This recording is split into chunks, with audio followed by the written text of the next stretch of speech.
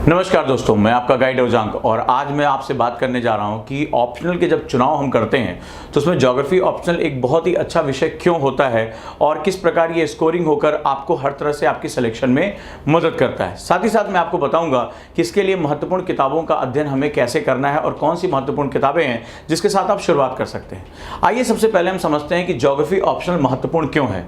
जैसा कि हम लोग जानते हैं कि ज्योग्राफी ऑप्शनल में 2 पेपर होते हैं, एक 250 और 250 नंबर के हमारे सामने 2 पेपर होते हैं, जिसमें पहले पेपर में अगर हम बात करेंगे तो भौतिक भूगोल और मानव भूगोल के सिद्धांत, ये सारे सेगमेंट हमारे होते हैं। और सेकंड पेपर की हम बात करेंगे तो इसमें भारत का भूगोल और उसके समस्त जो प्रतिमान है वो इसके साथ आकर जुड़ते हैं।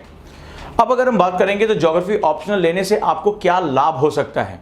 अगर ज्योग्राफी ऑप्शनल में हम बात करेंगे तो ऑप्शनल की तैयारी के साथ साथ जब आप इसकी गुड़ तैयारी कर रहे होंगे, वृहद तैयारी कर रहे होंगे, आपका जनरल स्टडीज का जो पेपर है वो ऑटोमेटिकली उसमें काफ़ी हद तक आपकी तैयारी हो जाती है। एक नज़र डालते हैं कि जनरल स्टडीज़ में भूगोल का क्या महत्व है। हम जीएस पेपर 1 की बात करते हैं तो नियरली 30% जो पेपर होता है वो भूगोल के साथ जुड़ा होता है, जो आप ऑप्शनल की तैयारी के साथ पूरा कर लेंगे।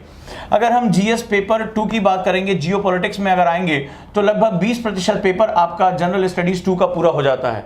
और अगर हम जीएस पेपर 3 की तरफ आते हैं जहां एग्रीकल्चर और डिजास्टर मैनेजमेंट जैसी चीज़ें हैं तो नियरली 60% पेपर जो है वो आपका यहाँ ज्योग्राफी ऑप्शनल के कंप्लीट होते होते ये कंप्लीट होना शुरू हो जाता है। यानी अगर हम बात करें, एक तीर से 2 निशाने लगाने के बराबर होता है।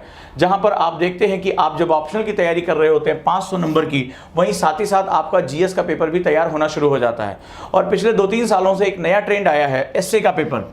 एसए के पेपर में हम देखते हैं कि जो एक एसए है यानी 125 मार्क्स का जो एसए है वो जियोपॉलिटिक्स या ज्योग्राफी या एग्रीकल्चर से निकल कर आ रहा है और उन बच्चों के लिए बहुत आसान हो जाता है जो ज्योग्राफी की अच्छी तैयारी करते हैं। यानी यहाँ पर अगर हम 250 नंबर के एसए की बात करें तो 125 का नंबर का एसए आपको आसानी से जो है वो प्राप्त हो जाएगा अगर आप ज्योग्राफी ऑप्शनल की तैयारी करते हैं। ज्योग्राफी ऑप्शनल इस प्रकार अपने आप में बहुत स्कोरिंग हो जाता है और आप देखते होंगे हमेशा जो अच्छे रैंकर्स होते हैं वो ज्योग्राफी ऑप्शनल यहाँ तैयार करते हैं। क्यों? क्योंकि इससे सबसे बड़ी मात्रा में एक तो आपका समय बचता है, आप यहाँ फोकस कर रहे होते हैं और यहाँ पर आपकी तैयारी साथ साथ हो रही होती है। जिससे सबसे बड़ा जो फायदा मिलता है वो ये होता है कि आप अपने समय की बचत कर पाते हैं, साथ ही साथ उत्तर लेखन में यानी आंसर राइटिंग में आपकी जो गुणवत्ता है, क्वालिटी है, वो बनी रहती है। तो इस प्रकार हम देखते हैं कि ज्योग्राफी ऑप्शनल हमें एक वृहद डायमेंशन दे देता है जो कि यूपीएससी में हमें काफ़ी हेल्प करता है। यूपीएससी में हमें जो है वो ज्यादा से ज्यादा नंबर प्राप्त करने की जो उसमें मदद हमें देता है। अब अगर हम बात करेंगे कि जो ऑप्शनल जो होता है वो हमारे सिलेक्शन का आधार होता है। अगर आप ऑप्शनल अच्छा कर ले जाते हैं तो आपको अंदर जाने से कोई रोक नहीं सकता। आगे चलकर एसए और एथिक्स के पेपर को अगर आप अच्छे से करते हैं तो आप अपनी रैंक को लगातार इंप्रूव कर सकते हैं। तो कुल मिलाकर हम देखते हैं कि जो ज्योग्राफी ऑप्शनल है वो काफी फायदे का सौदा है, काफी इंपॉर्टेंट सेगमेंट है और उम्मीद करता हूं इससे आपके दिमाग में जो डाउट्स होंगे वो काफी हद तक खत्म हो गए होंगे। प्रश्न ये आता है कि क्या ज्योग्राफी ऑप्शनल का सिलेबस बहुत बड़ा है? तो यूपीएससी किसी सिलेबस को बड़ा या छोटा करके नहीं आंकता है। यूपीएससी का एक सिंपल पैमाना है जो इसके साथ चलता है। लेकिन मैं कुछ तथ्यों के आधार पर प्रूव कर सकता हूं कि ज्योग्राफी ऑप्शनल में सिलेबस अगर प्रिंट के फॉर्म में देखेंगे तो हमें बड़ा दिखता है, लेकिन जब हम पढ़ने के फॉर्म में आएंगे तो वो काफी छोटा है। कैसे? अगर भूगोल के मुख्य सिद्धांतों को अगर हम ऑप्शनल पेपर 1 में देखते हैं, जैसे सपोज दैट पर्वत निर्माण की प्रक्रिया आपने समझ ली कि किस प्रकार वलित पर्वतों का निर्माण होता है। अगर आप ऑप्शनल पेपर 2 में जाते हैं और हिमालय के निर्माण की बात करते हैं तो सेम सिद्धांत आपके यहाँ पर लागू हो जाते हैं। पेपर 1 में अगर आप नदी के द्वारा अपरदन को पढ़ते हैं यानी इरोजन बाय द रिवर्स और उसके जो जितने भी लैंडफॉर्म्स डेवलप हो रहे हैं वो आप पढ़ते हैं तो ये भारत की नदियों के लिए भी उतना ही सत्य होगा। इसी प्रकार जब आप जलवायु विज्ञान में मानसून को पढ़ लेते हैं, उसके अल नीनो के प्रभावों को पढ़ लेते हैं तो पेपर 2 में ऑटोमेटिकली वो चीज़ आपकी पूरी हो जाती है। यानी अगर आप इसको देखना शुरू करेंगे तो शुरुआत में जो सिलेबस के सिद्धांत हैं जैसे जैसे आप उनको पूरा करते जाएंगे पेपर 2 अपने आप पूरा होता चला जाएगा। चाहे पेपर 1 में हम मानव अधिवास की बात करें, कृषि की बात करें, ये सारे सिद्धांत भारत के भूगोल पर आकर अपने आप लागू हो जाते हैं।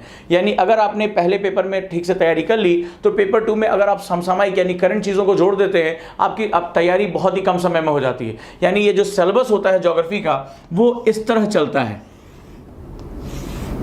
इस तरह चलता है। यानी शुरुआती दौर में आप एक टाइम देते हैं, सिद्धांतों को तैयार करने में जैसे जैसे सिद्धांत आगे बढ़ते चले जाते हैं, आपका जो सिलेबस का दायरा है वो बहुत छोटा होता चला जाता है, वो सिमटता चला जाता है। इसका सबसे बड़ा फायदा मिलता है, ये इंटरडिसिप्लिनरी अप्रोच यहाँ पर क्रिएट हो जाती है और ये सिलेबस अचानक से यहाँ पर आकर सिकुड़ जाता है। आपको लगता है कि ये चीज़ें मैं पहले भी पढ़ चुका हूँ, मुझे केवल यहाँ पर भारत के भूगोल में इसको जो है इंप्लीमेंट करना है, इसको प्रभावी रूप से लागू करना है। तो दोस्तों आपको ये समझ में आ गया होगा कि इसका क्या उपयोगिता है और ये जो सिलेबस का सेगमेंट है वो बहुत ज़्यादा बड़ा नहीं है, ये काफ़ी इंटरडिसिप्लिनरी है, चीज़ें बार बार रिपीट होती हैं, यानी एक बार हमने उसको पढ़ लिया तो उन चीज़ों को हम इंटरडिसिप्लिनरी अप्रोच में लेकर जा सकते हैं। इसीलिए ये बहुत स्कोरिंग हो जाता है, काफ़ी अच्छा हो जाता है। और आपने देखा होगा ढेर सारे टॉपर जो है वो हमेशा ज्योग्राफी ऑप्शनल को ऑप्ट करते रहते हैं। अब हम आ जाते हैं कि हमें कौन कौन से विषय को इसमें पढ़ना होगा और कौन कौन से हमारी बुक्स इसके लिए फायदेमंद होगी। आइए अब हम कुछ महत्वपूर्ण किताबों पर नजर डालते हैं। ज्योग्राफी ऑप्शन में पेपर 1 पे अगर हम बात करें कि बहुत महत्वपूर्ण सिद्धांत यहाँ होते हैं और अगर आप स्टडी करना चाहते हैं तो भू आकृतिक विज्ञान, इसके लिए पी दयाल की किताब है।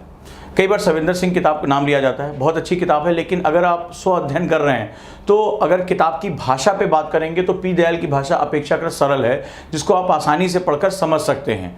तो भू आकृतिक विज्ञान के लिए पी दयाल की बुक हो गई। जलवायु एवं समुद्र विज्ञान की जो बुक है वो DS लाल की आती है, कंबाइंड बुक है, आप इसको ले सकते हैं। ये सारी किताबें हिंदी और इंग्लिश दोनों में अवेलेबल हैं।